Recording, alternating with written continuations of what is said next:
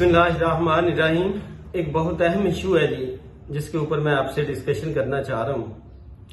हमारे पाकिस्तान में कुछ मसाइल हैं, कुछ बिजनेस के, कुछ जॉब्स के।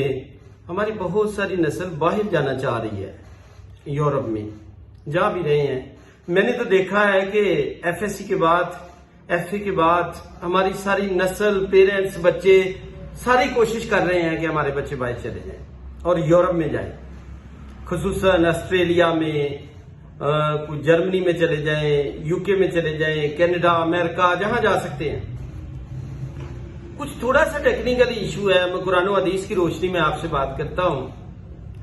जब वो बच्चा वहां चला जाता है तो उसका क्या स्टेटस होता है, उसका मजहब का, उसका रिलेशन, सियासी, मजहबी, मुआशी, वो क्या उसका स्टेटस होता है।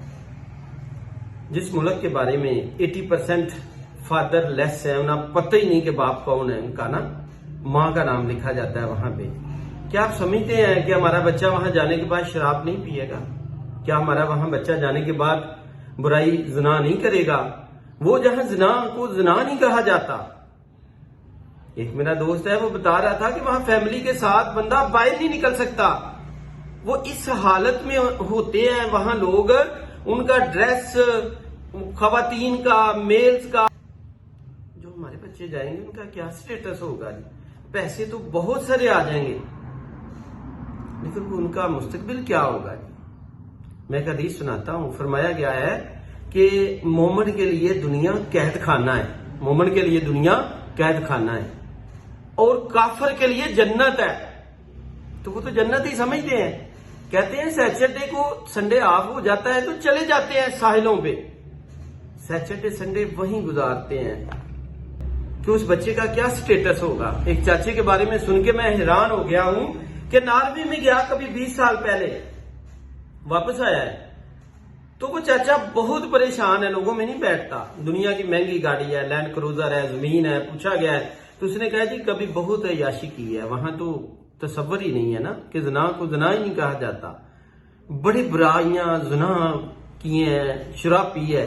फिर टाइम जब आ गया हिसाब देने का, तो मैं फिर अपने बच्चे ले गया।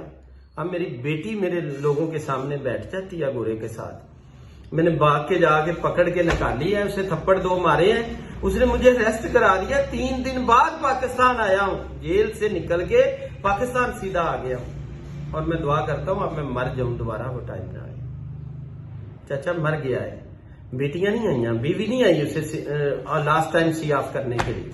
एक बेटा आया है थोड़ी देर के लिए, और रात आया है, सुबह सुबह चला गया है। मेरा सवाल ये है कि जितने बच्चों को भेज रहे हैं उनको कितनी अच्छी तरबियत करके भेज रहे हैं कि बेटा उथे मजहब तो इंज बच के रहना ही, उथे बुराई नहीं करनी, शराब नहीं पीना, उथे मेहनत करनी है। कितना फर्क कर रहे हैं। वो कोई और ही कैटेगरी आएगी वहां से जब होके आएगी। ये मेरी बात आज याद रख लें और लिख लें। शायद आप मर भी जाए तो वो आपका मुंह भी ना देखने आए कि अभी मुझे मेरे डॉक्यूमेंट्स नहीं क्लियर हुए। तो इस बात के ऊपर देखें, गौर करें। मैं एक आदमी के बारे में जानता हूं, वो बाहर रह के आया यूरोप में, तो कहते हैं जब वो वॉशरूम जाता है ना तो लैपटॉप उठा के साथ ही ले जाता है। घर वालों ने कहा कि ये कैसा काम करता है तो यार? उसने कहा जी उत्थे ज्यादा गल्लां दी समझ आती है वॉशरूम दे विच ना, मैं सीट पे बह के तो साथ में वॉशरूम करता हूँ, साथ लैपटॉप पे आधे घंटे 15 मिनट का काम भी कर देता हूँ। इस्लाम में ऐसा कुछ नहीं। इस्लाम कहता है जब वॉशरूम में जाएं सर डाउन के जाएं, खामोशी से बैठे, और इस हालत में बैठे जब आप फ्री हो जाए बाहर आ जाए। तो इस बात के बारे में मैं सवाल ये करना चाह रहा था आप लोगों के साथ कि क्या आप अपनी बहुत अच्छी तरबियत करके बच्चों को यूरोप में भेज रहे हैं?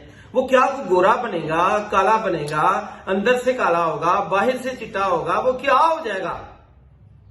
पैसा आ जाएगा। लेकिन मैंने बहुत सारे मकानों के बारे में देखा है कि जब वो बनाते रहते हैं लोग, तो जब बसने का टाइम आता है तो मर जाते हैं। सुफियान सौरी रहमतुल्लाह ताला अलैह फरमाते हैं कब्रों में जाके कभी उनका हाल देखें, वो भी लोग आप लोगों की तरह मोहब्बत करते थे दुनिया से, आज कहां चले गए?